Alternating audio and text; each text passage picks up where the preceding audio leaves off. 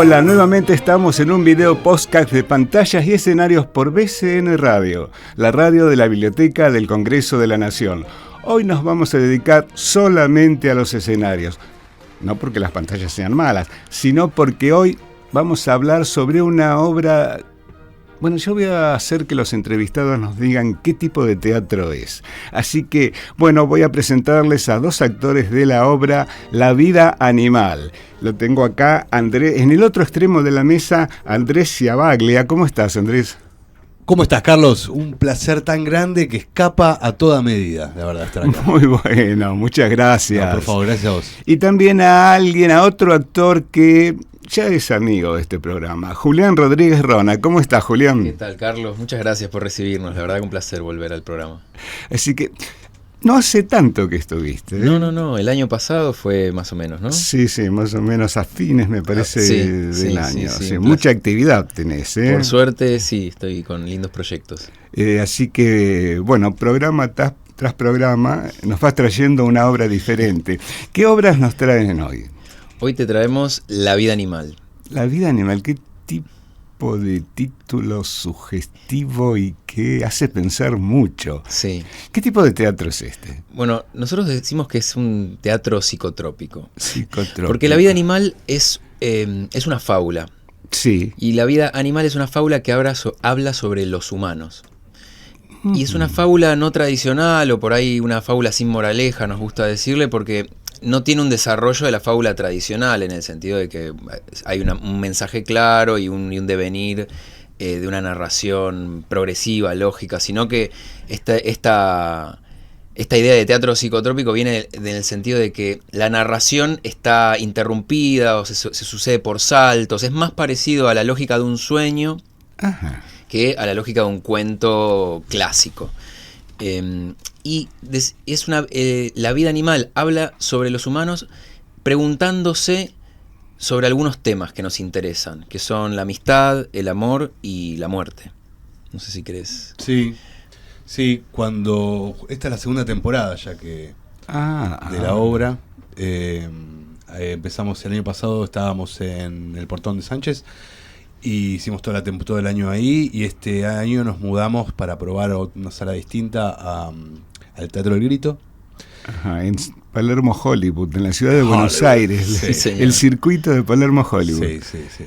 Y bueno, cuando Juli yo no lo conocía, cuando me pasa la obra para que la lea, me pasaron muchas cosas muy extrañas, porque dije, esto es un desafío de verdad.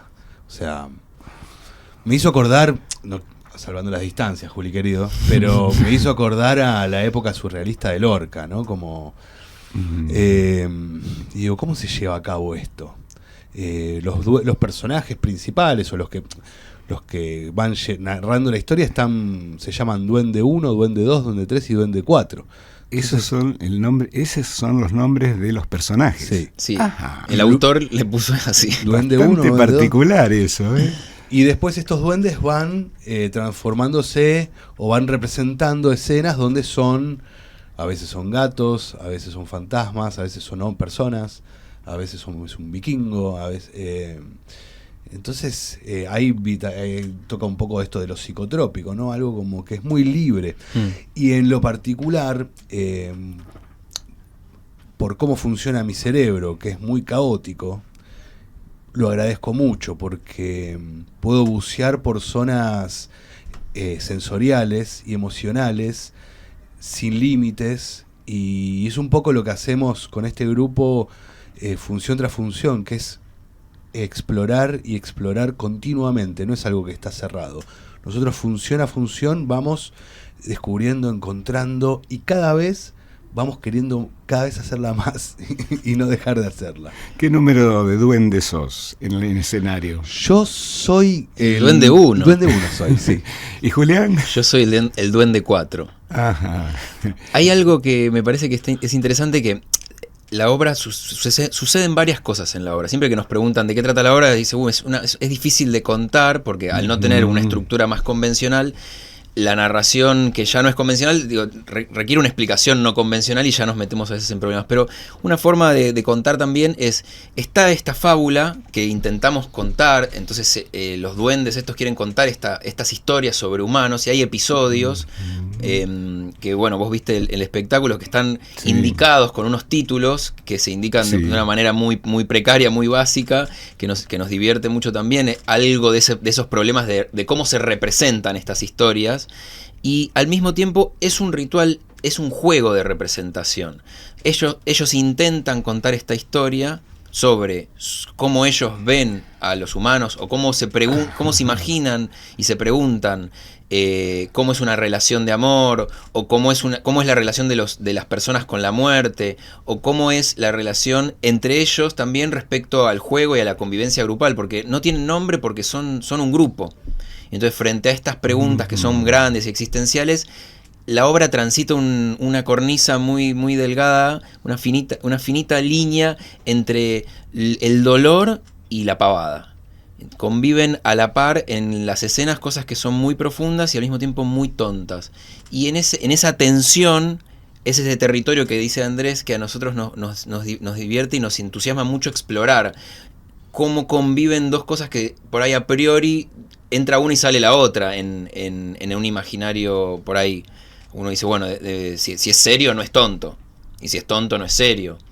Y a nosotros nos interesa esa superposición, esa zona fronteriza en donde la pregunta más que la respuesta es lo que estamos trabajando en escena. Que se pueden superponer de pronto, sí, quizás parcialmente.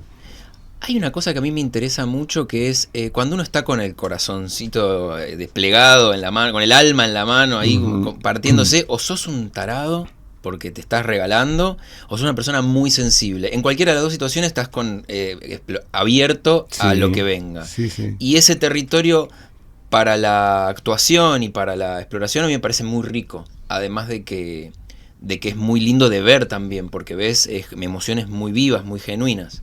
¿Cómo se fue formando el elenco de La vida animal? Bueno, fue un proceso largo, porque desde que yo escribí la obra, en el 2020, empecé con la idea de investigar, porque era un material, como dice Andrés, muy particular, y yo tenía muchas ganas de actuarlo. Y me parece que es un desafío muy grande estar adentro y estar afuera, y quise tomarme un tiempo para poder explorar el material y ver si funcionaba esta idea de estar adentro y afuera o era solamente un acto de locura y de obsesión. Y entonces hubo un elenco que participó de ese proceso, pero que después no estrenó la obra porque el proceso se estiró mucho. A mí me salió un trabajo en el medio de ese proceso y estuve viajando un montón. Y bueno, y en el tiempo se interrumpió. En ese elenco estaban Sharon Luyer, Agustín Repeto y Zoilo Garcés. Y llegado al segundo año, después de la investigación, al año que íbamos a estrenar, a mí me salió este trabajo con Mariano Pensotti, estuve viajando un montón y se interrumpió el proceso. Algo de eso desgastó y bueno, se terminó de desarmar ese grupo. Y muy rápidamente aparece este grupo que integra a Andrés, que fue Paula Baldini, Agustín Gagliardi y Andrés Ciabaglia, que fue muy, muy mágico en ese sentido, porque se había desarmado lo otro, yo estaba con muchas ganas de seguir con el proyecto y de repente lo presento como propuesta, qué sé yo. A él, de hecho, la anécdota es espectacular, así que la puedes contar vos, porque fue tipo 24 horas, yo tengo que arrancar, me falta el actor. Queremos saber esa anécdota. Sí, yo generalmente estoy en 20 millones de cosas. ¿Todas relativas? Sí, a la actuación. A la actuación. Sí, netamente. Pero en realidad venía un poco alejado del teatro y venía laburando mucho más en lo audiovisual, y había sido una temporada larga y con la pandemia en el medio, etcétera, donde hacía rato que no estaba en los escenarios y venía a filmar cosas, películas, series, esas cosas, pero es mi casa el teatro desde siempre, y lo extrañaba mucho. Y me habían mandado algunas cosas, pero no me terminaba de cerrar mucho nada. Y Juli, que no nos conocíamos, pero sin conocernos, me contacta, me pasa la obra, la leí y esto que te digo, cuando la leí dije, esto me interesa mucho, esto no es normal. Y le hice una lectura y dije, che, esto está bárbaro. Le mandé un mensaje y dije, a las 2 horas de que la leí. ¿Ya sabías qué número de duende ibas a hacer? Sí. Ajá. Y que otros personajes también. Y a las 2 horas más o menos digo, bueno, che, la leí, bueno, ¿qué andás? Era un sábado, creo. Sí. Bueno, nos juntamos a tomar un café, dale. Y a los 15 minutos estábamos tomando un café y yo ya estaba dentro del proyecto. Y el lunes estaba en el proyecto. Y el lunes arrancamos a ensayar y ya, bueno, el resto del elenco ya estaba. Sí. La dirección. La La dirección de la obra, de La vida animal. Sí. Acá el señor. Tenemos al autor y al director. Músico y productor. Sí, se dio así, es un proyecto que de alguna manera se me presentó como necesaria la dirección por la cantidad de elementos que yo ya sabía que quería probar. No era un Claro. texto que yo escribí y dije no sé qué quiero hacer, sino que un poco lo que él cuenta de su proceso como actor, que estaba de repente en una época en donde estaba como en el audiovisual y de repente tenía ganas de volver. Yo venía hace muchos años queriendo probar la intersección de muchos lenguajes o de investigaciones o experiencias que había tenido entre mi primera obra y esta, en la que en primera obra no la dirigí y la escribí pero no actué, y tenía muchas ganas de meterme a probar, como que escribí un material pensando en las cosas que me gustaría ver y hacer en una obra. Y estaba todo el territorio de la palabra, el movimiento, ideas sobre la actuación, lo visual, los objetos. Entonces tenía una idea muy formada sobre eso y por eso dije, bueno, vamos a hacer ese experimento de estar adentro y afuera, que es bastante loco, no lo recomiendo, no lo hagan en su casa, porque es muy exigente, pero para mí fue muy gratificante y fue una necesidad personal muy fuerte. No sé si es el modelo de producción que yo elijo para siempre, pero en este proceso fue así. Fue un desafío muy grande, pero me permitió eso, ponerle el cuerpo a esa experiencia también de construir grupo, porque esto que nos pasa en este momento la obra habla sobre la amistad y sobre la construcción grupal y es algo que de alguna manera el material no puede existir si eso no sucede, por fuera y adentro del material. Por las características del material, nosotros si no nos escuchamos plenamente, si vamos en piloto automático, la obra fracasa. Si no estamos regulando lo que yo hago, se lo hago porque quiero que él después, necesito que él vaya, venga. Toda esa escucha sensible es parte de la prueba escénica y es parte también de una cosa que yo tenía ganas de construir, por ahí de la tradición donde nosotros nos formamos, después ahora somos amigos, nos conocimos, pero veníamos todos de experiencias en donde cuando nos formamos hace muchos años ya, la tradición era armar grupo y trabajar desde el grupo. No, yo proyecto, toco y me voy, sino que venimos de principio de los 2000, cuando empezamos a hacer teatro, esa era la forma en la que se producía. Era un grupo que se juntaba, que investigaba un tiempo largo, después hacía una obra y se armaba medio familia creativa. Y yo siento que hoy por hoy podemos decir que eso está sucediendo. Sí. No es fácil porque estamos todos muy exigidos. Hoy por hoy no es lo mismo el mercado laboral de hace 20 años que el de ahora. Pero hay una propuesta, hay una apuesta entre lo artístico y también un posicionamiento frente al oficio que para nosotros es fundamental. Sí. Eso, no sé si... Sí, y también, bueno, yo tuve la suerte de sumarme cuando ya el barco estaba zarpando, no estuve todo en el astillero ahí armándolo, entonces aparte estuvo él con esta otra gente y fundamentalmente también Nadia Crosa, sí, que es como una dirección artística, también asistente artística, sí, una colaboración muy importante de Juli, que ella desde afuera era la que tenía la mirada, ¿no?, de afuera, que él estando adentro quizás no la tenía. Entonces, bueno, el trabajo de ella fue muy importante también. Y además todo un equipo de gente muy talentosa de vestuario, escenografía, mismo en la música original de la obra es bárbara. Él con Pablo Biotti laburaron un montón. Y aparte, y bueno, esto fue temporada pasada, este grupo. Después Paula, nuestra compañera, ella es parte de la película, de la peli de La Sociedad de la Nieve, sí, y que fue un furor, un suceso total, y bueno, se le abrieron puertas afuera y viajó a España y nos tuvo que dejar, y ahí aproveché y llamé a una amiga mía, Albertina Vázquez, que quiero mucho y que es una gran actriz, Y después, bueno, Agu Galiardi es un pibe que además trabaja mucho en cine, en la parte de producción, etcétera. Además de ser un gran actor, es un gran productor de cine, bárbaro. Y bueno, con estas situaciones de ahora tuvo que empezar a laburar más para el exterior, etcétera. Entonces tampoco podía estar tan en esta grupalidad que hablaba Juli.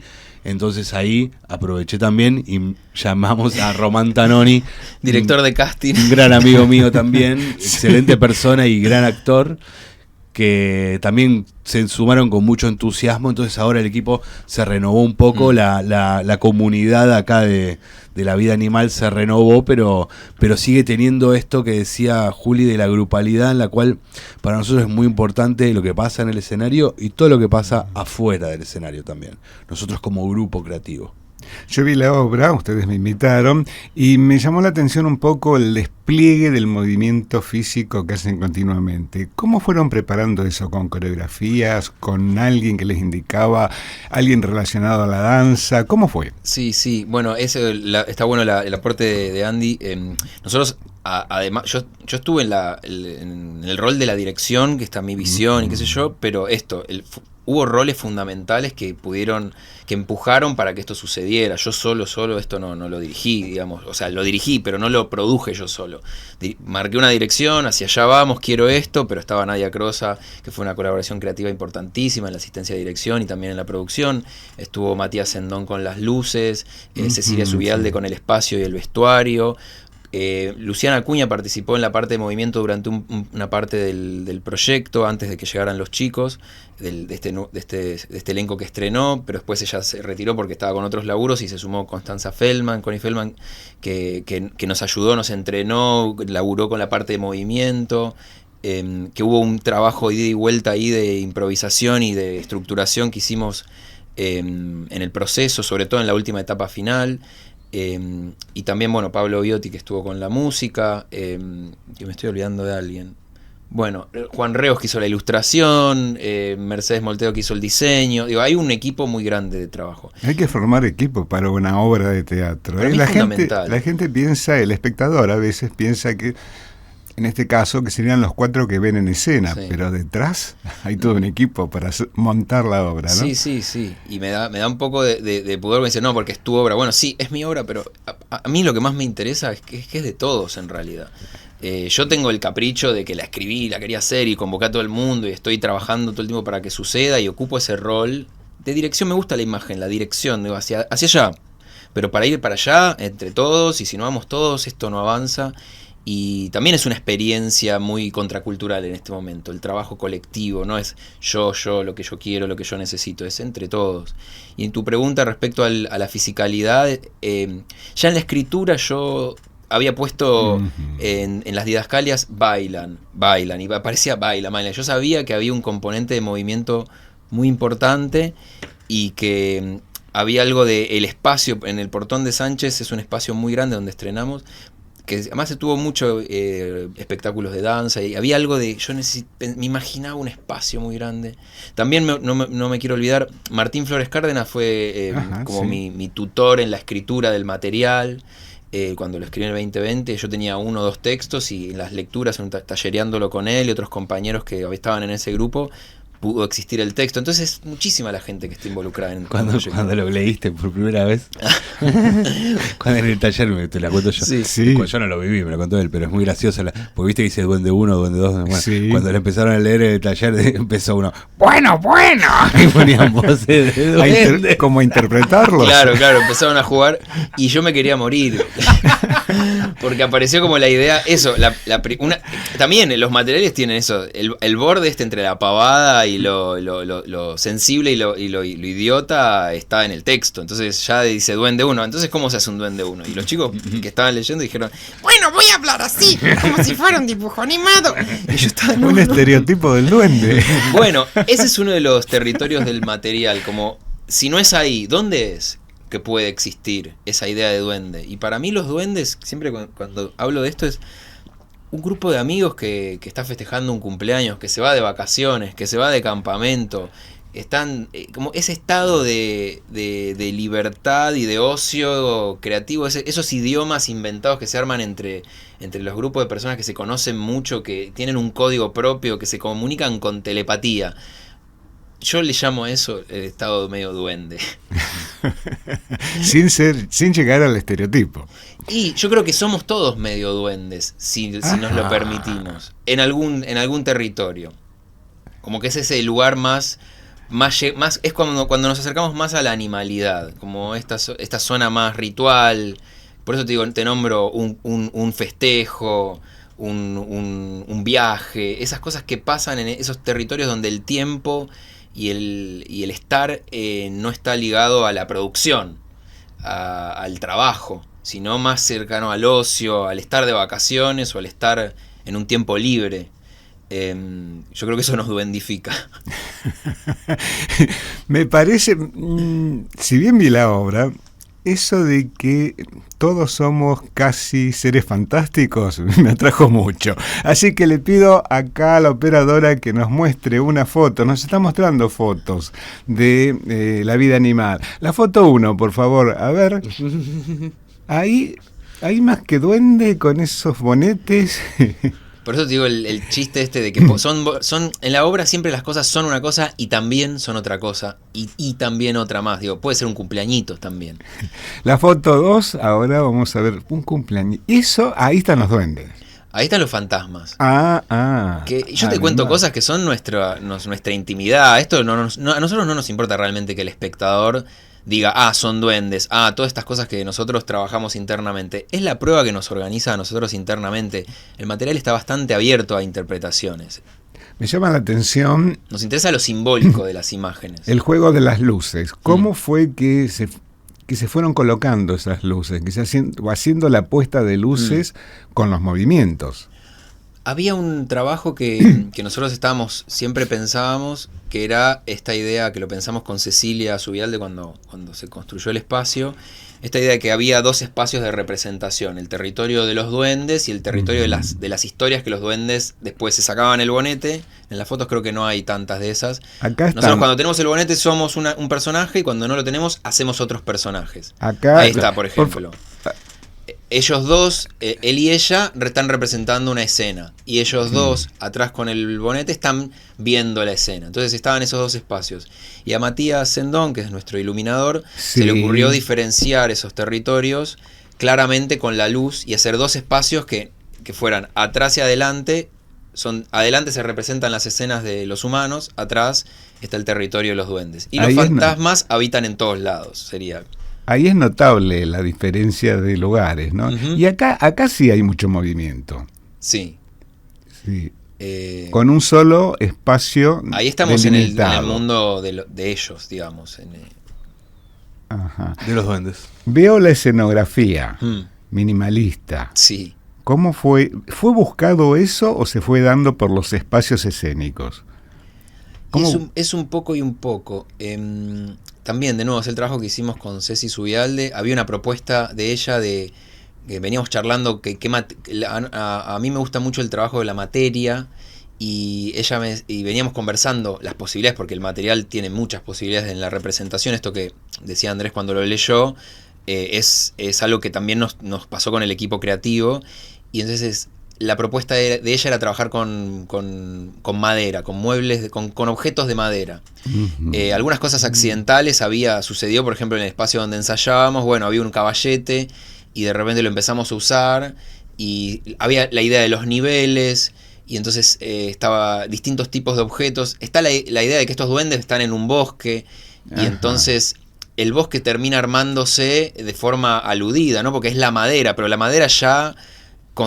sacada del bosque, hecha mueble, pero vuelta a poner para ser representada, digamos. Entonces, con de repente, una función utilitaria. Sí, y al mismo tiempo los usamos a veces como por lo que son y a veces de forma poética. Digo, de repente volcás un caballete, lo pones para arriba y parece un pasto o parece un arbusto. Sí, todos son imágenes... de utilizar las posibilidades poéticas de los elementos.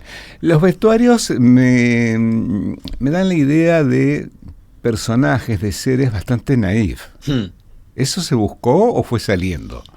hay algo del espíritu. Yo estoy en el monólogo, si vos querés interrumpir. No, yo estoy disfrutando acá. Hay algo del espíritu del material que tiene este borde entre la pavada y el dolor que te comentaba, donde lo naif o lo ingenuo desde el territorio de la verdad o de lo genuino, en donde tiene una cosa medio niños, esos vestuarios, claro, trajecito desastre, sí. en donde nos coloca como, pero nosotros claramente somos un grupo de adultos, cuarentones, digo, se nota mucho esa diferencia, no es que actuamos de niños, representamos a niños. No se ve que sean pero niños, sí el espíritu del juego, como que hay algo que codifica, que yo lo fui comprendiendo después, porque también el trabajo que hace Ceci Zubialde respecto a lo visual es un trabajo muy profundo, lo fuimos descubriendo. Ella trajo esta propuesta y yo tengo una confianza con ella, trabajo hace muchos años con ella, y digo, hay algo de decir, che, esto hacelo, digo, proponé, como lo que vos digas en algún punto. Entonces ese territorio, ella vino con esta propuesta de que sea con piezas de sastre, de confección, y que tuvieran una intervención, ahí está el saquito el tapado de Andrés que está cortado, los pantalones de vestir son cortitos, está intervenido. Entonces claro. es ese elemento que nosotros conocemos, pero con un pequeño extrañamiento, que posibilite la puerta, que abra la puerta a ese otro lugar. Por eso yo te decía algo del territorio de los sueños, en donde hay algo conocido pero extrañado, y la lógica de las cosas es la de siempre y es otra. Y detrás un friso que es un bosque con animales. Sí, un poco medio las pinturas rupestres, como de la caverna. Sí. Y al mismo tiempo el bosque y la representación. Hay todo un juego, todo un planteo que a mí me interesa mucho de este proyecto, que es ciertos problemas de lo que es representar.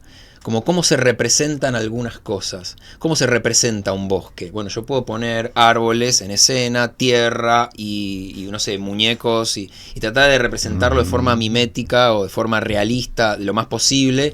O puedo agarrar, como es en este caso, y la propuesta de Cecilia es muebles de madera, que son de madera, entonces la parte por el todo, de alguna manera. La madera es bosque, el color verde es bosque, el dibujito, la pintura rupestre, y llegar como de forma lateral. Hay mucho de pensamiento lateral, y sigo insistiendo con el tema de los sueños, que a mí fue uno de los disparadores del material. Yo empecé a escribir esta obra porque estaba teniendo muchas pesadillas, y tenía pesadillas todos los días, y entonces empecé a escribirlas y me armé un archivo, no sé, de 30 páginas de pesadillas, de sueños, y estaba y de repente digo, tengo que hacer algo con esto, y así apareció el primer monólogo de la obra, que es como una pesadilla que yo tuve, pero que la convertí de muchísimos procedimientos. Pero hay algo de la lógica del sueño que esto que decía Andy, digo, a mí me permite, por mi forma de imaginar también, que yo imagino de forma muy fragmentaria y caótica y superpuesta, es esto y también es lo otro, y es arriba pero es abajo, y es adentro y afuera al mismo tiempo. Es un territorio que a mí me interesa mucho, esa zona fronteriza, esa tensión entre polos. Que todo sucede al mismo tiempo. Así que bueno, nos vamos a una pausa. Estamos hablando de la vida animal, teatro psicotrópico. Nos vamos a una pausa en Pantallas y Escenarios, y después vamos a ver algo más de la vida animal, Así que nos vamos a la pausa y ya estamos nuevamente. Todas las actividades culturales de la Biblioteca del Congreso las tenés en bcn.gov.ar.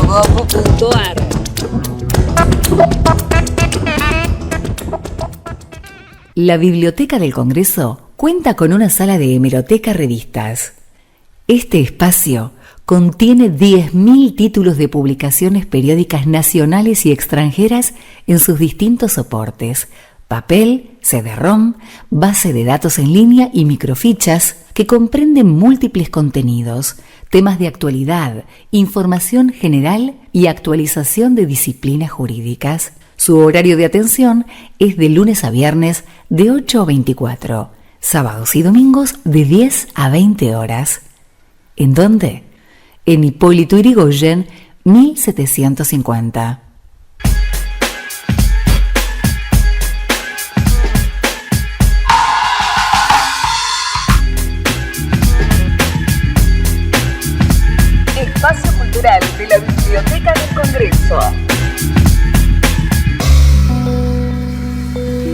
exposiciones de arte, música, talleres, conferencias, seminarios, encuentros de lectura y narración y ciclos de cine en el Auditorio Leonardo Fabio. Entrada libre y gratuita. BCN Radio, la radio de la Biblioteca del Congreso de la Nación.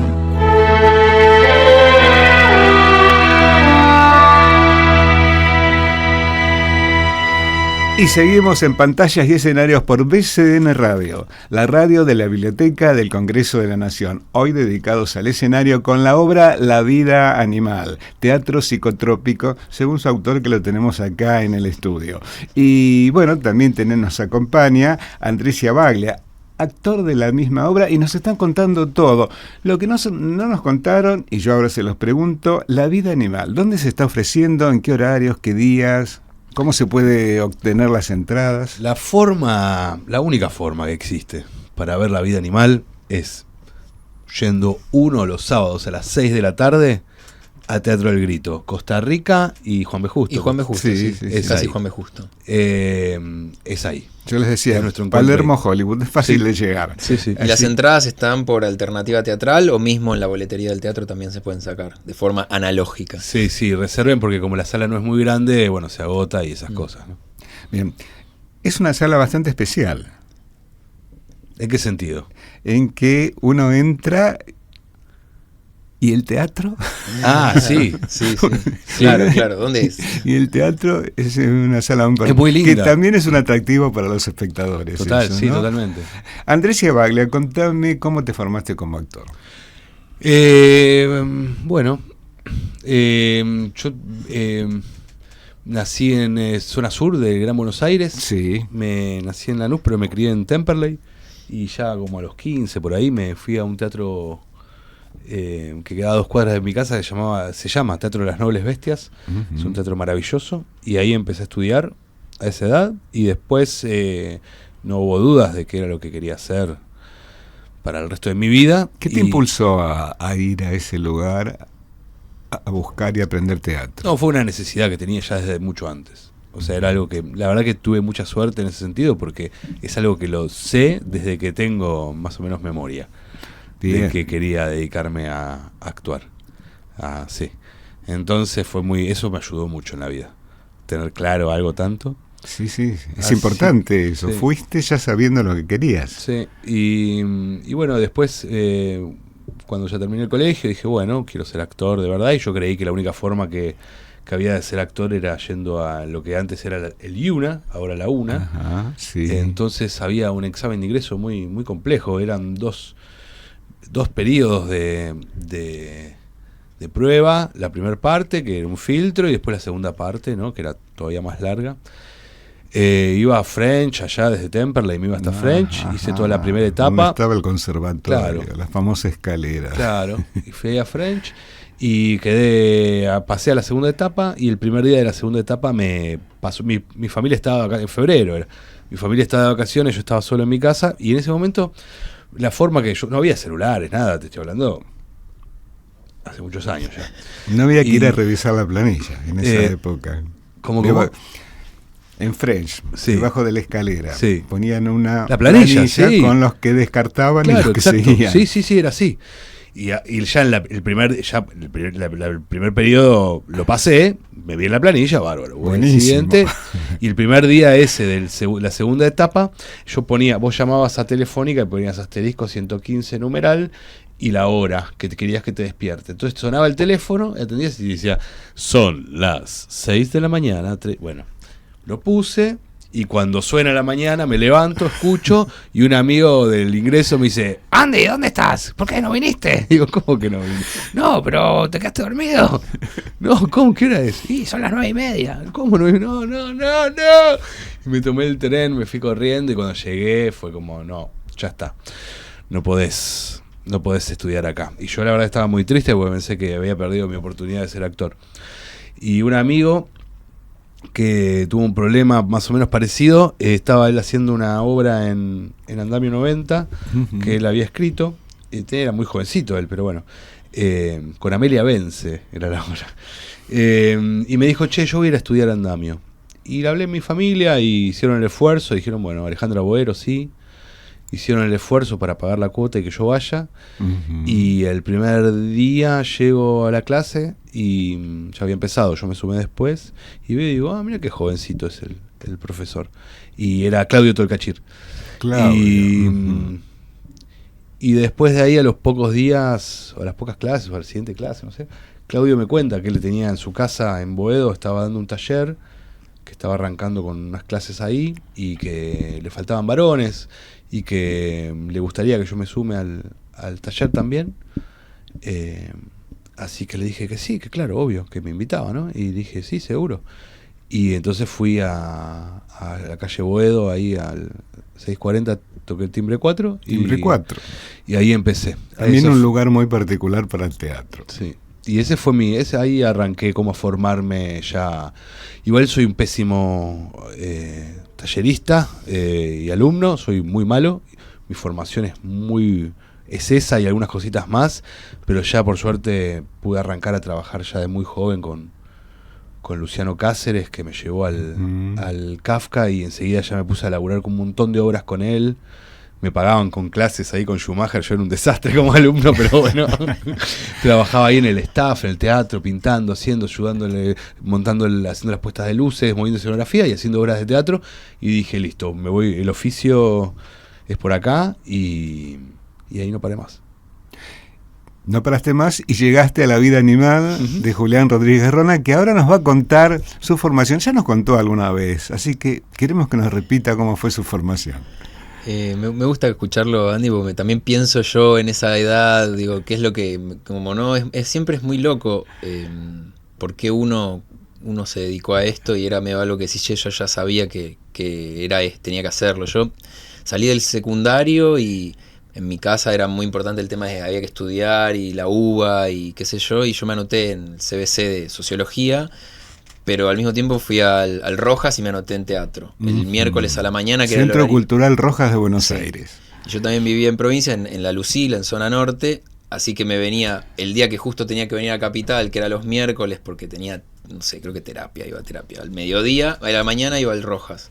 Y en ese horario me tocó, por suerte, con Marinés Anserni, que fue mi primer maestra de teatro, y eso fue el año 2001, y hicimos la muestra el 19 de diciembre, una cosa así. Me acuerdo que había toda la revolución popular en las calles, nosotros estábamos haciendo La isla desierta de Roberto Art. No te olvidas más de esas cosas. No. Fue además de que, bueno, que Marinés fue una maestra espectacular y que me abrió la puerta a todo un territorio del teatro, porque uno tiene, de repente, suerte, caíste en ese lugar y esa persona te hizo conocer a esta persona. Yo no sabía nada, yo no iba al teatro cuando era chico, vivía en zona norte, venía al colegio en Capital, pero no es que en mi casa se iba al teatro. Yo miraba cine, me gustaba mucho la actuación desde el cine, alquilaba películas y veía, qué sé yo, pero no sabía nada. Y bueno, y Marinés me vinculó con Alejandro Catalán, que fue mi primer maestro, y después fui con Bartiz, como que fui recorriendo los maestros de mis maestros, y también muy tempranamente empecé a trabajar, y eso te forma muchísimo. Los directores y las directoras con las que trabajé, los compañeros, ya te cambia muchísimo. Nunca entré al IUNA, nunca hice una carrera de teatro, pero llegaste... inmediatamente empecé a estudiar y siempre me estuve formando. Al día de hoy me sigo formando, y para mí es algo fundamental. O sea que La vida animal también te va formando. Así sí. Que vamos a ver, le vamos a pedir a la operadora que nos ponga el tráiler por fin de La vida animal. Vamos a ver imágenes en movimiento. A ver. Un poquito más grande podríamos verlo, ¿no?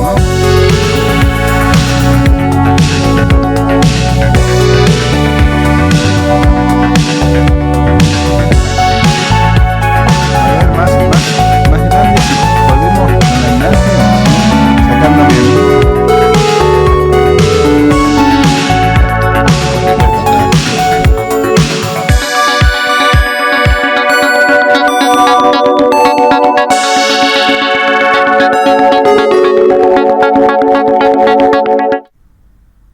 Bueno, y esto fue La vida animal. Sí. Les voy a pedir que nos repitan a dónde se está ofreciendo La vida animal, qué horarios, cómo se puede conseguir nuevamente las entradas, así lo tenemos muy presente, y todo. Sábado 6 de la tarde, Teatro El Grito en Palermo, Costa Rica y Juan B. Justo. Las entradas se sacan por Alternativa Teatral, o si están por ahí por el teatro, capaz las pueden sacar en la boletería del teatro. Sí quedan entradas. Sí quedan. Sí, quedan entradas. ¿Proyectos, Andrés? Y ahora me lleno el álbum de figuritas porque ya me conservo la vida animal, pero dejo todo porque ya arranco a ensayar en el Teatro Nacional Cervantes. Muy bien. Que era lo que me faltaba, hacer teatro oficial. Era mi sueño desde que arranqué. Hice todo menos eso. Y ahora felizmente estoy en la sala, vamos a estar en la sala de mi tío, ahí, Orestes Caviglia. Y bueno, por suerte va a participar también acá el amigo en la música. Así que van a estar juntos. Sí, él va a estar haciendo la música. Yo estoy como compositor. Sí. Qué bueno. Porque manejo el polirrubro. Claro. Y la verdad que nada, Vida Animal y Cervantes, y después, bueno, no sé, retomaré. Estuve haciendo hasta hace una semana en Timbre 4 La Habitación Blanca. Seguramente volveremos con eso. Y eso por ahora. Julián, ya sabemos uno de tus proyectos. Siempre estás en varios espectáculos. Sí, por suerte, por eso, porque manejo el polirrubro, de repente me puedo dar el lujo a veces en este caso, de trabajar en el proyecto de Andrés, que lo dirige Horacio Ninuría, y tiene un elenco espectacular, y voy a hacer la música original para esa pieza. Después hoy justo vine de ahí, vengo a ensayar, que se va a estrenar ahora el 24 de mayo en el Teatro Armenia, que es un nuevo teatro que se abre en Palermo también, Armenia y Niceto Vega. Ajá. Bueno, es la zona también de Tadrón, que claro, es el Teatro Armenio. Donde está el Centro Cultural Armenio, donde está la Viruta abajo, Sí. Bueno, en el 5º piso hay una sala espectacular para 400 localidades, y se va a inaugurar con esta obra, se llama La Fragilidad de las Casas, de Victoria Almeida.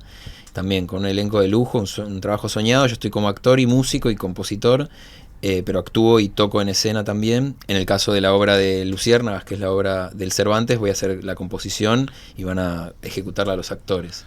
Claro, voy a actuar y voy a tocar música, aparentemente. Sí. Qué bueno.